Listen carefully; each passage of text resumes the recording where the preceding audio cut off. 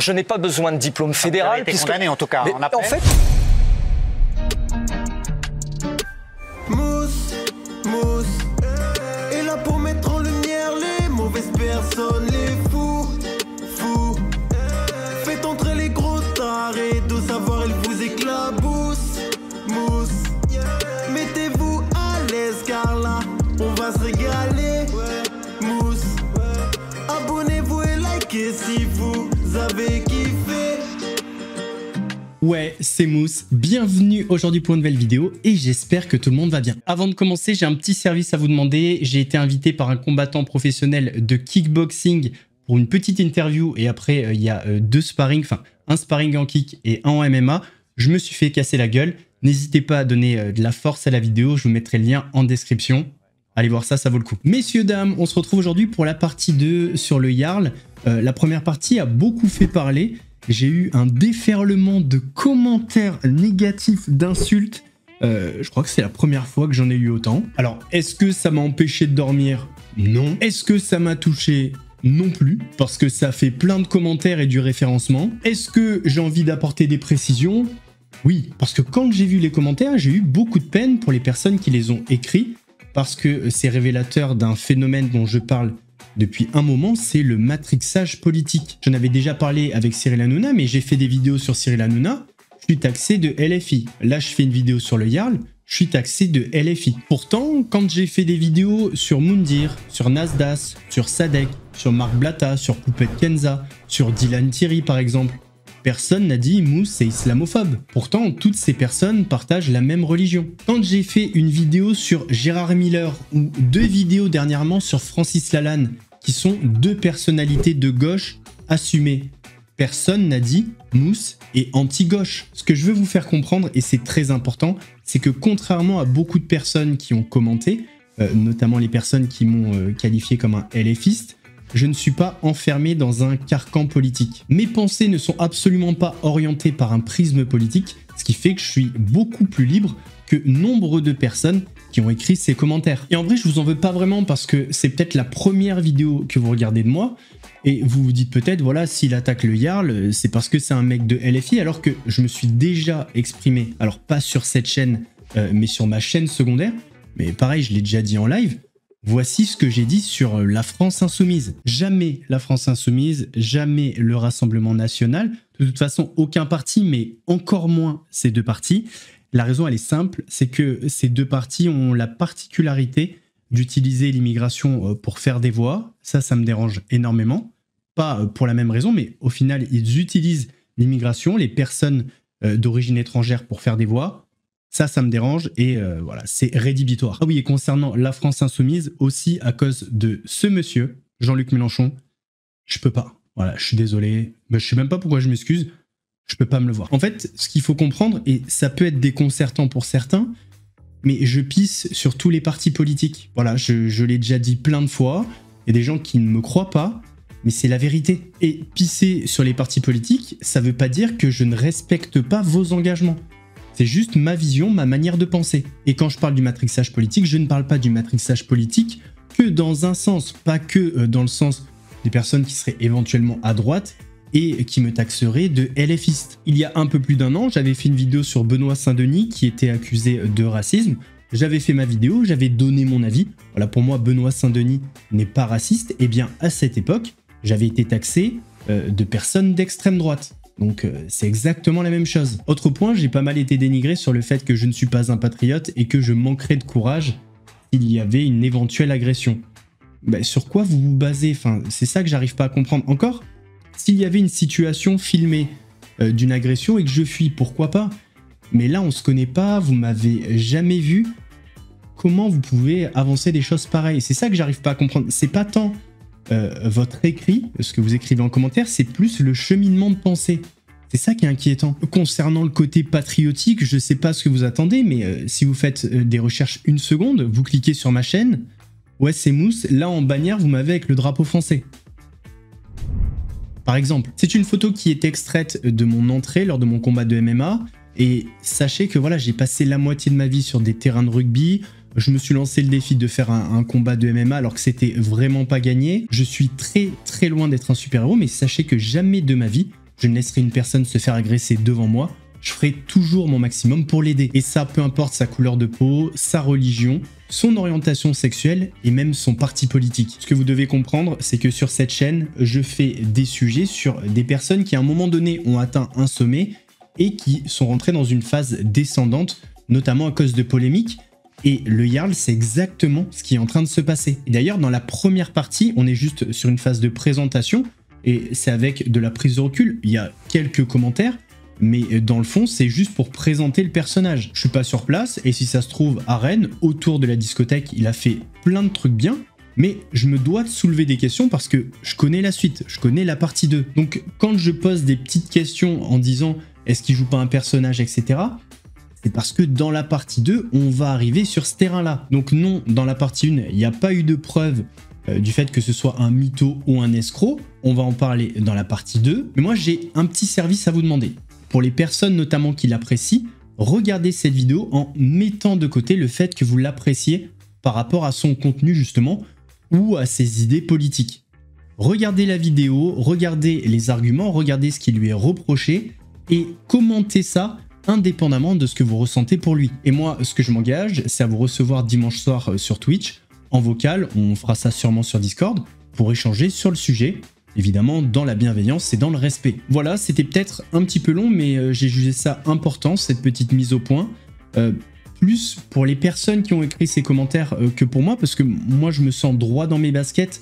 J'en ai absolument rien à foutre de LFI. Mais quand des personnes ont pour seul argument « tu fais une vidéo sur le Jarl parce que t'es LFiste », bah moi, ça m'inquiète un petit peu. N'avoir aucune nuance comme ça et catégoriser les gens aussi facilement, on est proche de l'interrupteur, hein. Jour, nuit. Moi, je vous vois comme ça. Jour, nuit, jour, nuit, jour. Alors, s'il vous plaît, par pitié, élevons un petit peu le débat. Respectez-vous. Vous pouvez pas avoir 30-40 ans comme ça et avoir un raisonnement aussi simpliste. C'est pas possible. Je vous en prie, à la longue, ça devient casse-pied. Messieurs, dames, passons à la vidéo. Mais avant de partir, c'est le moment de soutenir la chaîne et moi-même en mettant votre plus gros pouce bleu, votre meilleur commentaire. N'oubliez pas de s'abonner et d'activer la cloche pour pas rater les prochaines vidéos. On fait de même sur la chaîne de la Mousse où vous avez des vidéos actualités quasi quotidiennes. On mange sur Instagram, sur TikTok, sur Twitch. Pour pas rater les lives du dimanche soir où je vais vous accueillir pour échanger sur le sujet du Jarl. On va chercher à boire, manger, on se met à l'aise. Et moi, je m'occupe du reste.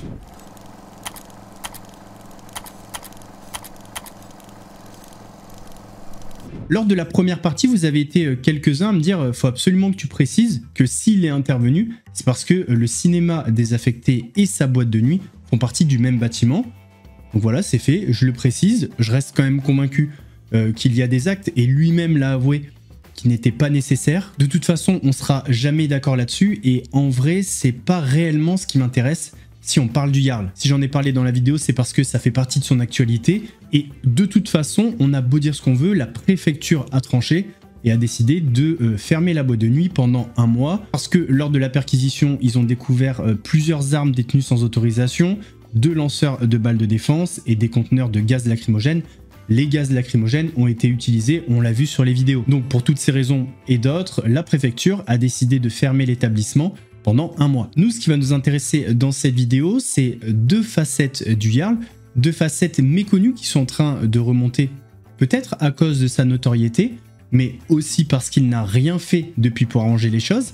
C'est sa facette de mytho et sa facette d'escroc. Pour bien comprendre qui il est et ce qu'il a fait, nous allons écouter 3 personnes, Cyril Diabaté, Frédéric Delavier et Enoch Effa. Alors le Jarl se présente comme un grand amateur de MMA et ça date pas d'hier.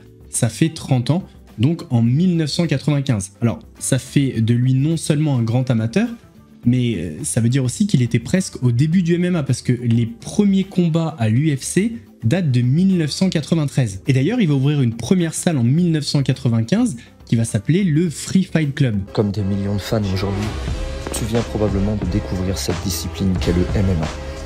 Alors tu analyses, tu commandes, tu juges, sans avoir ne serait-ce qu'essayé une seule fois de fouler le sol d'une cage de MMA. Tu ne le sais sans doute pas, mais ça fait plus de 30 ans que je suis passionné par cette discipline. J'ai regardé combattre les plus grands champions de la planète. J'ai fait comme la plupart des anciens, ceux qui ont mon âge et qui n'ont jamais cessé d'étudier ce sport de combat. J'ai ouvert mon premier club en 1995. Le nom voulait déjà tout dire. car le mot MMA n'était pas encore employé. Free Fight Club, FFC. À cette époque-là, on avait quelques livres, on faisait avec, on étudiait, et les premières cassettes VHF sur l'UFC étaient vendues avec des magazines.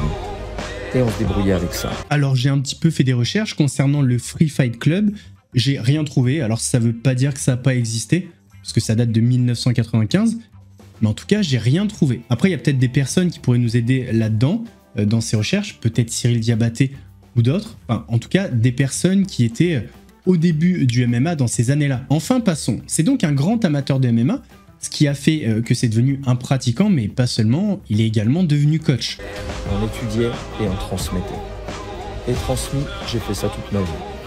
À des dizaines de centaines d'élèves. Dans tous les clubs que j'ai créés en fonction de mes déménagements et de mes directions professionnelles. Le gars, il fait un super boulot, hein, pédagogiquement. Alors après, il y a des compétences, tu sais. Moi, je peux comprendre aussi que des gens, en regardant les vidéos, n'y arrivent pas à les décortiquer. C'est à ça qu'on sert, nous, les coachs. Ouais. Et c'est justement sur ce point précis, les coachings de MMA, que le Jarl s'est fait interpeller sur le plateau de Touche pas à mon poste par Gilles Verdez, lorsqu'il est venu livrer sa vérité sur les incidents à Rennes il y a 2 semaines. Et je rajoute que la situation devient complexe pour vous parce que vous venez d'être condamné pour pratique commerciale trompeuse en appel. Vous avez définitivement perdu parce que vous prétendiez être coach de MMA, vous n'aviez pas le diplôme. Donc en ce moment, vous traversez une passe difficile. Quel rapport ? Je peux répondre ? Vous me dites quand je peux répondre, Cyril. Bien sûr, allez-y, allez-y. Alors en fait, c'est une enquête qui dure depuis à peu près 7 ans. Voilà ce qu'on a trouvé sur moi, parce que des juges ont estimé que j'avais enseigné le MMA sans avoir le droit, avec des diplômes que j'avais pas d'État, mais fédéraux. Je n'ai jamais été payé pour enseigner le MMA. Je fais comme plein de coachs en France. C'est-à-dire que pour enseigner sans être rémunéré, on a le droit d'être avec des diplômes fédéraux. Malheureusement, les juges ont estimé que sur une image Facebook, sur des milliers, j'aurais pas dû mettre coach de MMA. Tous les coachs de MMA qui font la même chose que moi font tous pareil. Qu'est-ce que vous voulez que je vous dise ? Alors les juges, ils sont pas contents. Ils disent, mais les footballeurs, les coachs de foot, ils n'ont pas de diplôme d'État. Et pourtant, ils donnent des cours de foot à tous nos jeunes. Et heureusement qu'il y a tous des gens comme ça et comme moi qui donnons de notre temps bénévolement, sans en prendre un seul sou, et donnant des cours. Je n'ai pas besoin de diplôme fédéral. Vous avez été condamné en tout cas. En fait, j'avais déjà vu des commentaires qui parlaient de l'exemple du foot et je savais pas trop d'où ça venait parce que je me disais, bah, ça a carrément rien à voir. Et en fait, j'ai compris. Y a des personnes qui sont des perroquets et qui répètent exactement ce que le Jarl dit sur le plateau, sauf que ce qu'il dit, c'est des conneries. Revenons sur son explication. Il dit donc que les juges ont refusé parce qu'il a des diplômes fédéraux et qu'il faut des diplômes d'État pour enseigner le MMA. Alors, on va aller voir sur le site de la Fédération Française de MMA. Quand on tape « devenir coach de MMA » sur Google, on tombe directement sur la Fédération Française de MMA, ce qui est logique et rassurant. Et quand on clique dessus, eh bien on tombe tout simplement sur ça.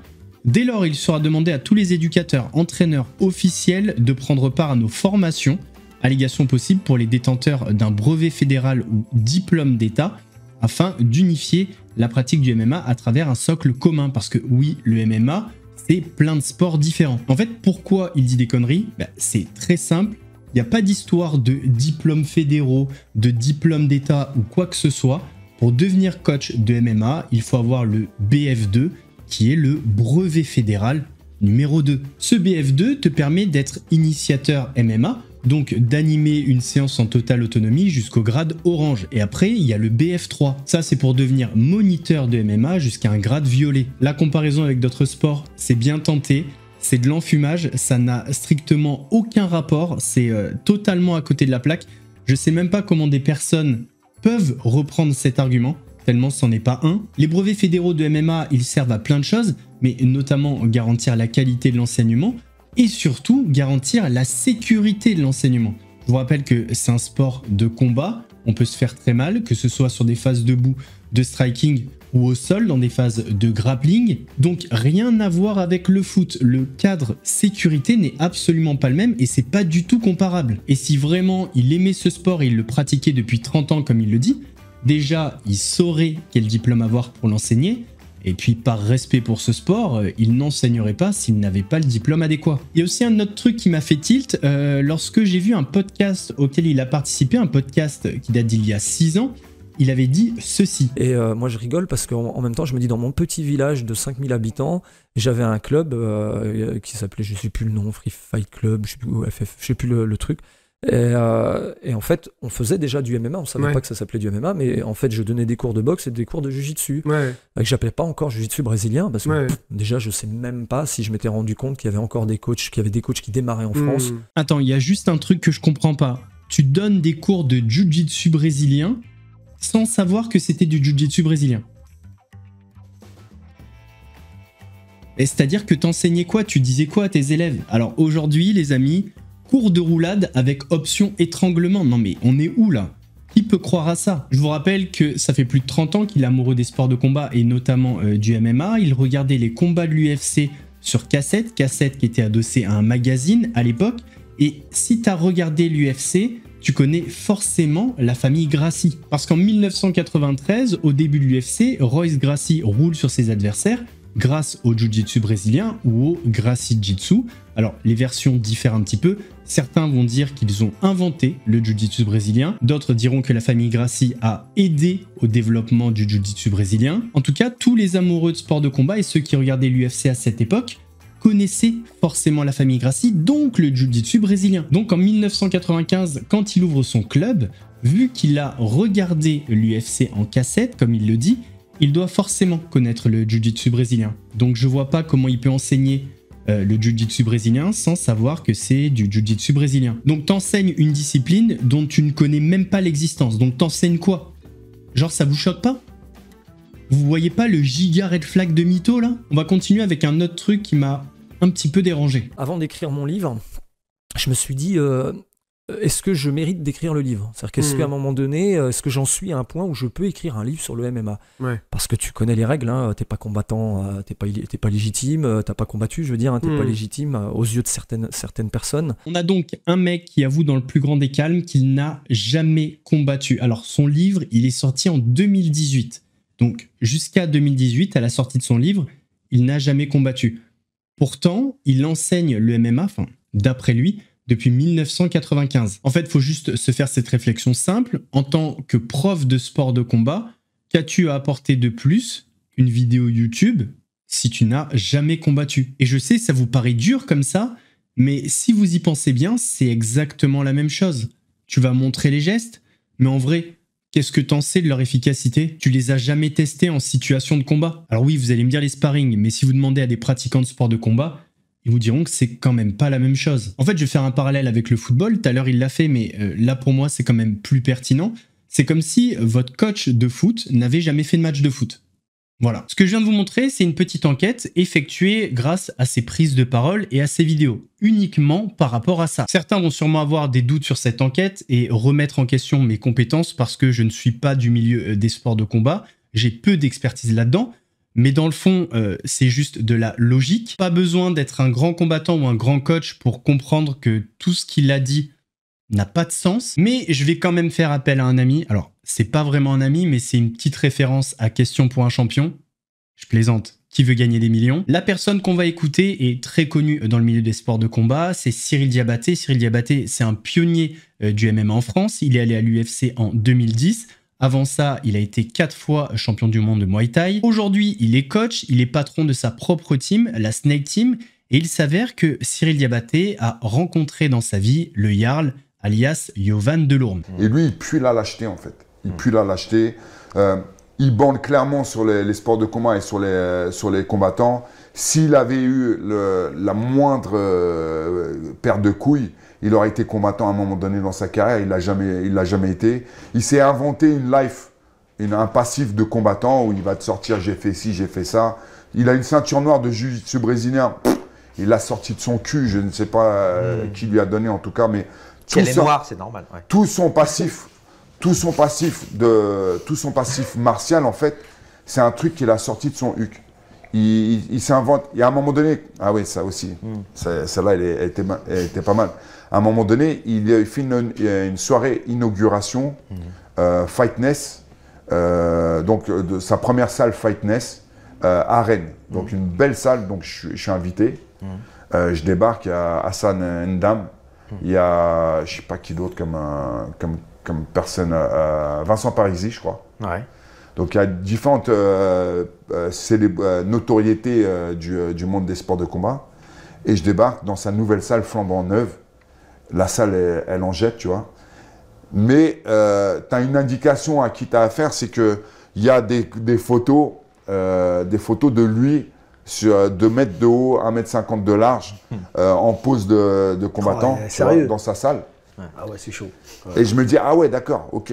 Et je me fous un peu de sa gueule d'ailleurs, tu vois. Je me dis, attends, bien, c'est un temple à ta gloire et tout. Il fait, non, mais tu comprends, commercialement parlant, blablabla, blablabla. Ok, d'accord. Et puis j'ai vu les cours qu'il donnait. C'est un niveau. C'est éclaté. C'est éclaté, tu vois. C'est éclaté. Et un autre truc ici qui m'avait alerté, c'est que il avait sa fille de 17 ans qui l'entraînait. De 17 ans qui l'entraînait, il en disait du plus grand bien. Et c'était à l'époque de Ronda Rousey. Ouais. Donc, et il l'a mis au MMA. Et il l'a fait combattre en MMA alors qu'elle avait 17 ans et que je la voyais s'entraîner. Je voyais qu'elle n'avait pas le niveau du tout. Elle s'est fait éclater. Elle s'est fait éclater. Et je me dis quand même, t'es tellement mégalo, t'es tellement machin que tu envoies ta propre fille au charbon, tu vois. Tellement le mec il est dans son il est dans un délire, ouais. Il est dans un délire d'un narcissique de ouf. Que vous remettiez en question mon expertise en sport de combat, je peux le comprendre, c'est logique, il n'y a pas de souci. Par contre, là on a une pointure. Si Cyril Diabaté vous dit qu'il n'a jamais eu de ceinture noire de sa vie, c'est que c'est la réalité. Et j'ai fouillé un petit peu, j'ai jamais trop vu de photo de lui faisant du JJB, mais j'ai trouvé une photo avec Samir Ben Saïd. À cette époque, le Jarl avait une ceinture violette, ils sont tous les deux à côté. J'ai contacté Samir Ben Saïd pour lui poser 2-3 questions à ce sujet-là. Il m'a pas répondu. Si une personne le connaît en commentaire, n'hésitez pas à lui dire que je lui ai envoyé un message sur Instagram. Mais en tout cas, si vous regardez les peu de vidéos disponibles du Jarl en train de tourner en JJB ou autre, c'est impossible qu'il ait une ceinture noire. Voilà, impossible. Je vais pas décortiquer des mouvements avec vous. J'ai montré ces vidéos à des ceintures noires de JJB et à des combattants. Tout le monde m'a dit mytho.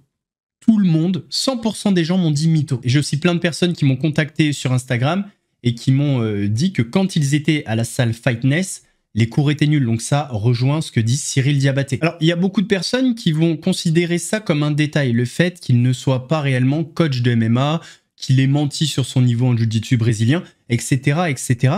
Mais en fait, c'est limite central. Parce que le personnage du Jarl s'est construit autour de son aura de coach de MMA et de spécialiste du combat. Sans l'histoire autour du MMA, de son coaching, de son expertise, le Jarl, le personnage du Jarl ne serait pas le même. Et d'ailleurs, pour terminer sur la ceinture noire, donc pour bien comprendre comment ça se passe, pour avoir une ceinture noire, on estime que c'est entre 8 et 12 ans de pratique.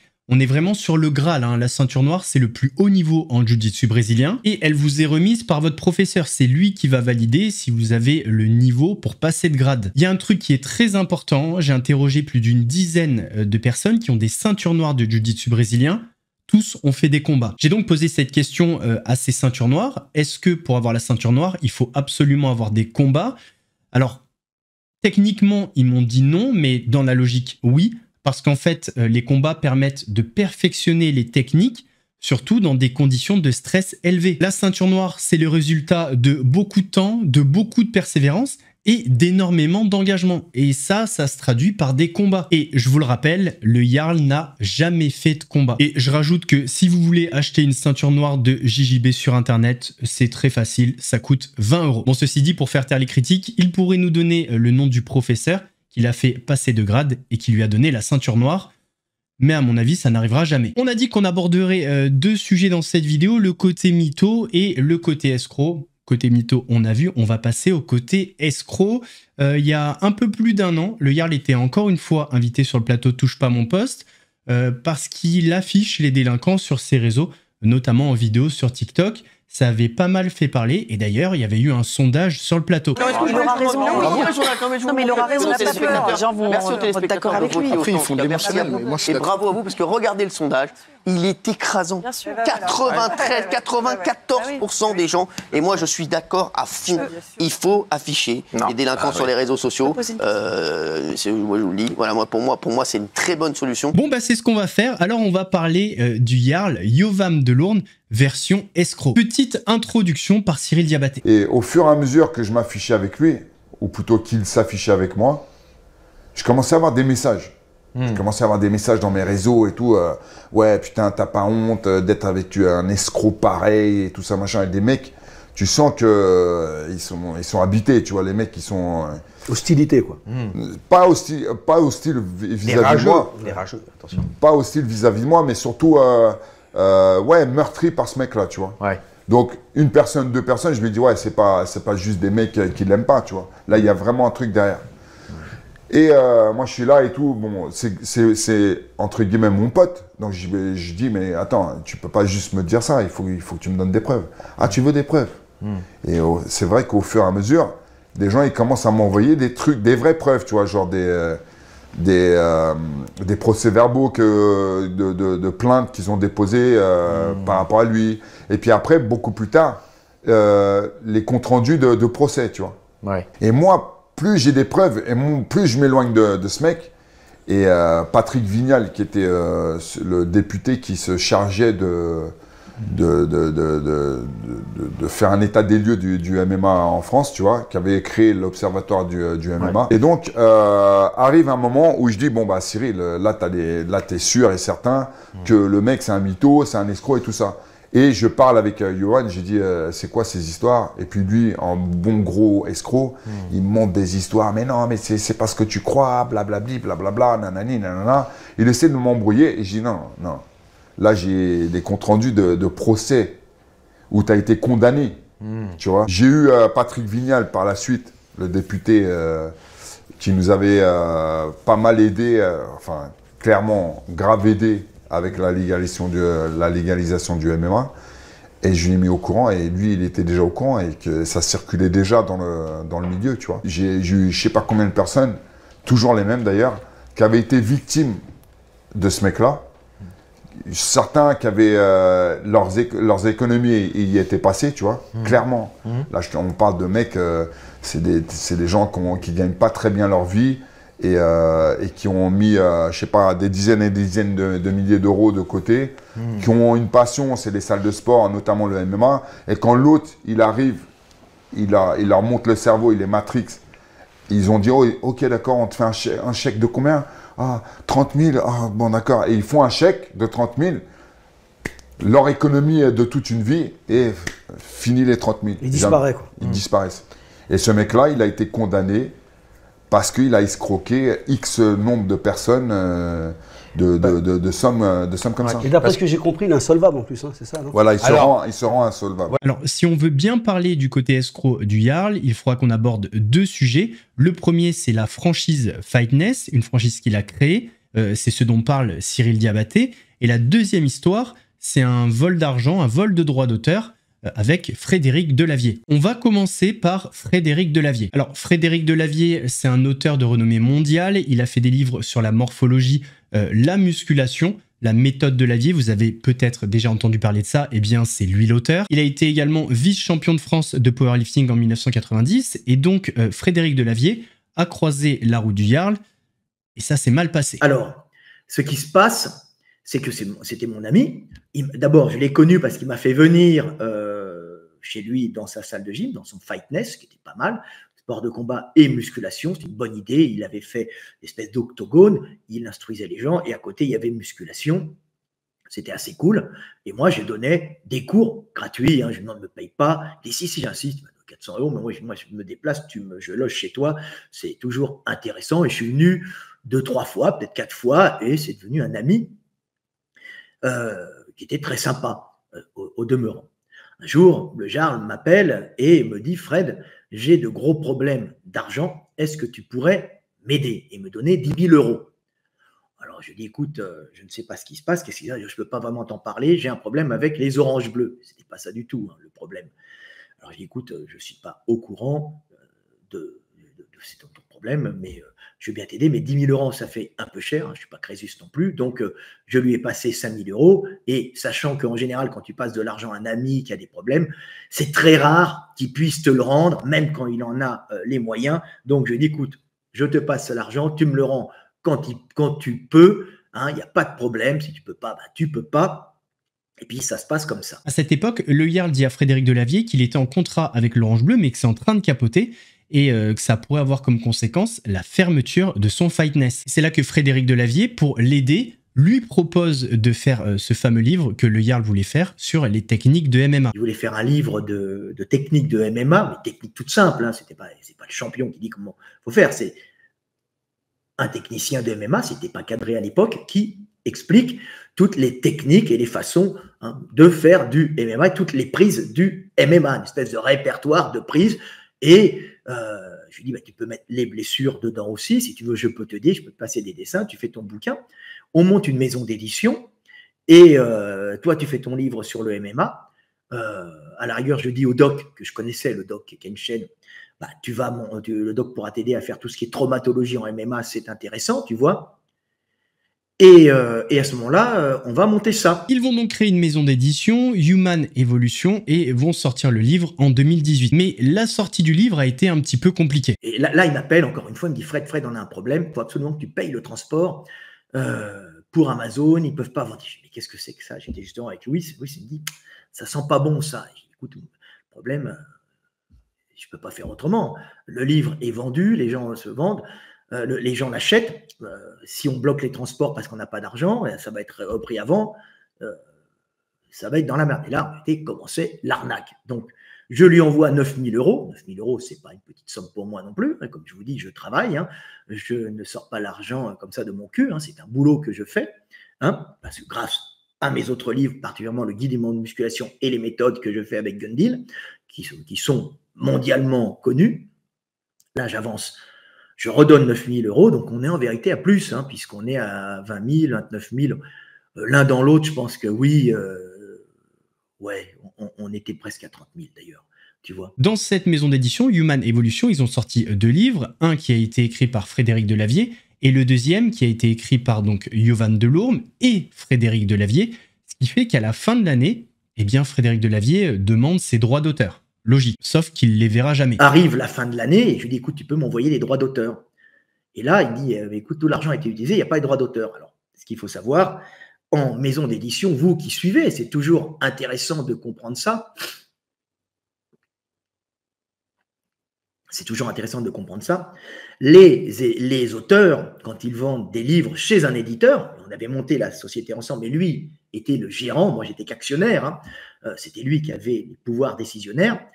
L'argent qui est au niveau des droits d'auteur, donc des ventes pour l'auteur, ne doit pas être utilisé. Il est sur compte séquestre, c'est quelque chose qui n'appartient pas à la maison d'édition, et encore moins à Yovan Delourme ou au Jarl. Et là, il ne me paye pas. Je dis, écoute, il y a un problème, tu ne me payes pas. Alors, il faudrait que tu me payes. Et là, je sens la merde. Et ce qui s'est passé, c'est qu'il avait visiblement utilisé tout l'argent de la société pour créer un second livre de coach mental qui était réussir de ses échecs, puisqu'il avait échoué, il avait fait une faillite. Alors, je vais parler un peu de sa faillite, de ce qui se passait. Et je lui dis, attends, il faut que tu me payes. Et puis là, je vois ça. Et pour utiliser l'argent, là, je lui dis, écoute, tu fais ton livre, je t'en fais un autre direct. Et on fait Sexe contre énergie avec Boris Grévin. Sexe contre énergie, on le vend, c'est une très bonne vente aussi, on est bien placé. Et je lui demande, écoute, tu pourrais m'envoyer mes droits. Et au bout d'un an, il ne m'a pas envoyé les droits. Alors à ce moment-là, j'ai commencé à faire des procédures judiciaires avec avocat pour récupérer mes droits, puisqu'ils avaient disparu, mes droits d'auteur avaient été vidés, ponctionnés sur les comptes séquestres. Il n'y avait plus rien. Les comptes séquestres de l'éveil des consciences et de Sexe contre énergie que j'avais écrit avec Boris Grévin ont été complètement volés. Donc le mec a quand même ponctionné les droits d'auteur de livres qu'il n'a même pas écrits. sur les comptes séquestres au KLM. Là, dans le cas échéant, je ne sais même pas comment des personnes pourraient le défendre ou minimiser les faits, parce que si à la place de Yovam Delourme, je disais Magali Berda, tout le monde dirait « ouais, c'est une voleuse, une escroc, je sais pas quoi ». Mais il y a plein de gens qui vont lui pardonner, minimiser ou invisibiliser carrément ses actes, parce que c'est le Jarl. Alors, dans cette affaire avec Frédéric Delavier, le Jarl a été condamné. Voilà, c'est officiel, etc. Condamné pour escroquerie, pour avoir volé les droits d'auteur. Mais c'est pas la seule affaire où il a été condamné, et c'est là qu'on va parler des clubs Fightness. C'est ce dont parlait Cyril Diabaté tout à l'heure,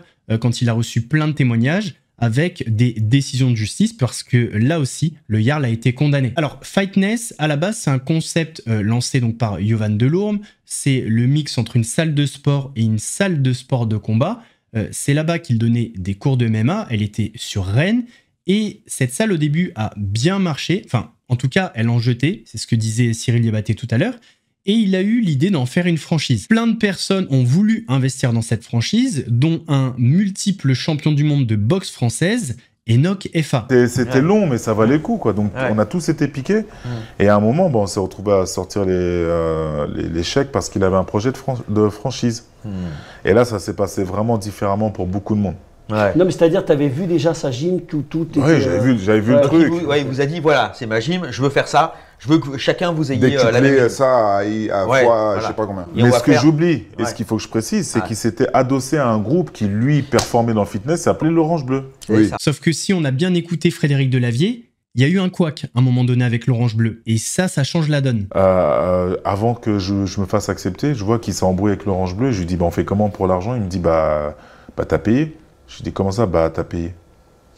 Et là, ça a commencé les histoires. Et t'es au courant de combien de personnes qui se sont fait avoir avec le Fightness là? De manière factuelle. Hein, parce que là, on discute, il faut savoir que sur un niveau juridique, si tu dis un truc qui n'est pas exact et vérifiable, sa force à lui, c'est qu'à chaque fois que tu parles de lui, tu as une communauté aujourd'hui en plus très particulière qui la joue. Si tu nous attaques, c'est parce que soit tu es de gauche, soit que le mec est bien. Bon, donc, il y a un sujet à... Donc, je vais rebondir là-dessus. Là-dessus, concrètement, les gens que moi je connais, il y en a facile, on approche des 10. Quand même. Ouais, des gens qui ont confié, il y a eu... Oui, il y a une dizaine, il y a une plainte collective aussi d'ailleurs. Ouais. Et à chaque fois, on a essayé de m'embarquer là-dedans. Hein. Ouais. Il y a plusieurs condamnations, mais à un moment, il était insolvable. Mais il n'a pas fait de prison?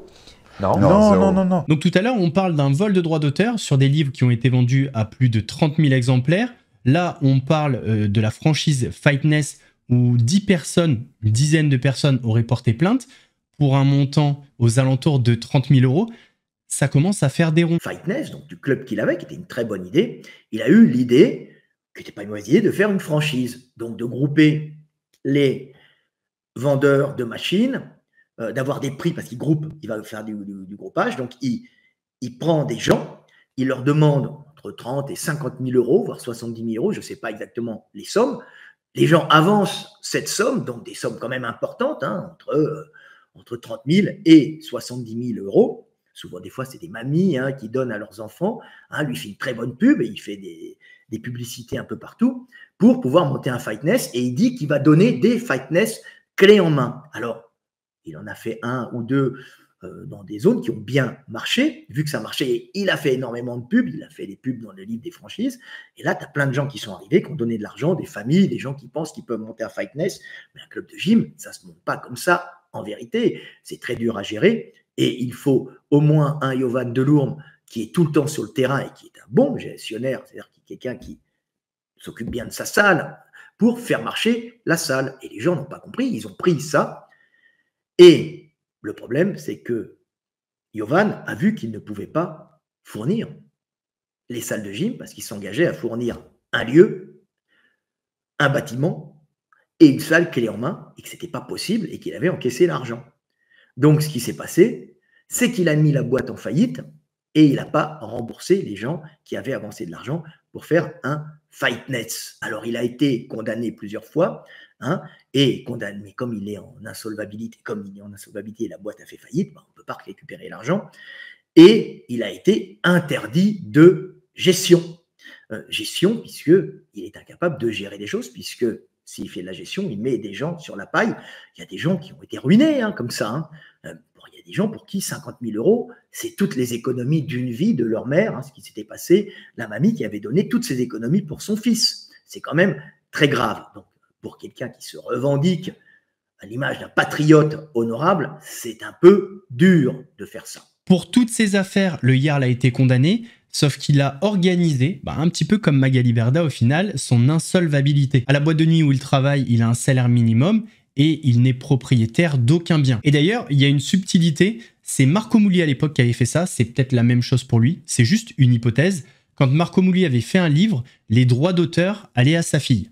Est-ce qu'il a fait la même chose ? J'en sais rien. Aujourd'hui, la situation du Jarl, c'est quoi? Eh bien, il est interdit de pratiquer la profession de coach sportif pendant 3 ans. Il a reçu une amende de 5 000 € pour ça. Il est également interdit de diriger, d'administrer, de gérer, de contrôler une entreprise directement ou indirectement pour son propre compte ou pour le compte d'autrui, une entreprise. Que vous l'appréciez ou non, je pense pas que ce soit la question. La question, c'est êtes-vous en accord avec ces actes? Voilà, quelles sont les valeurs que vous portez? Est-ce que vous portez en vous des valeurs qui font que malgré ces actes, vous continuerez à l'apprécier? Si c'est le cas, on n'est pas ensemble. Parce que la vérité, c'est que si c'était une personne que vous n'appréciez pas, vous seriez à hurler. Oui, avant de terminer la vidéo, j'ai oublié de dire que quand Enoch Effa s'est fait arnaquer par le Jarl a un petit peu crié au téléphone. Et Enoch Effa, il faut savoir que Enoch Effa était dans une situation personnelle compliquée, puisqu'il avait enterré sa fille très peu de temps avant. Il a pris sa voiture et il a failli tuer le Jarl. On parle d'un mec qui est 3 fois champion du monde de boxe française quand même. Je vous dis que le Jarl, il a pas bronché. Messieurs, dames, on arrive à la fin de cette vidéo. J'espère qu'elle vous a plu. Si c'est le cas, votre plus gros pouce bleu, votre meilleur commentaire. On n'oublie pas de s'abonner et d'activer la cloche pour pas rater les prochaines vidéos. On fait de même sur la chaîne secondaire, la chaîne Laurent Delamousse, où vous avez des vidéos d'actualité quasi quotidiennes. On me rejoint sur Instagram, sur TikTok, sur Twitch pour pas rater les lives du dimanche soir à 21 h 30. Nous, on se donne rendez-vous mardi pour une nouvelle vidéo. En attendant, prenez soin de vous. Mousse vous salue.